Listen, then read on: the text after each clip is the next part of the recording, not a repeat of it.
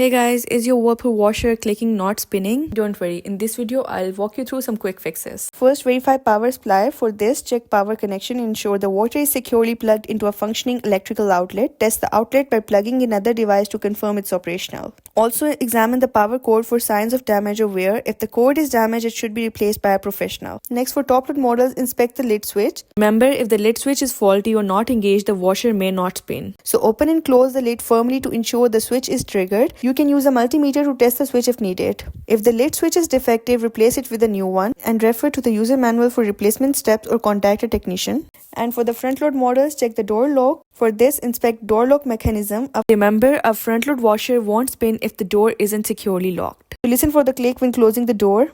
If the locking mechanism is broken, replace the door lock assembly. This may require professional assistance. Next, check for error codes. Check the washer's display for error codes and refer to the manual to interpret the codes. If the issue persists, then inspect the drive belt. Remember, a drive belt connects the motor to the washer drum. If worn, broken, or loose, it can prevent the washer from spinning. Replace if necessary. Next, for top-load models, assess the motor coupling. Remember, a broken motor coupling can cause the washer to click and stop spinning, because this component connects the motor to the transmission, so replace if damaged. If the issue persists, then check the motor and rotor. Inspect the motor for faults. If the motor is overheated or damaged, it may cause clicking sounds and prevent spinning. So let it cool for 30 minutes and try again, and replace the motor if necessary. For the front load models, examine the rotor. The rotor, part of the motor system, could be damaged or obstructed, so clean or replace it as needed. Next, examine the drain system. Remember, a clogged drain pump or hoses can prevent the washer from spinning, so inspect the pump and hoses for debris and clean them out.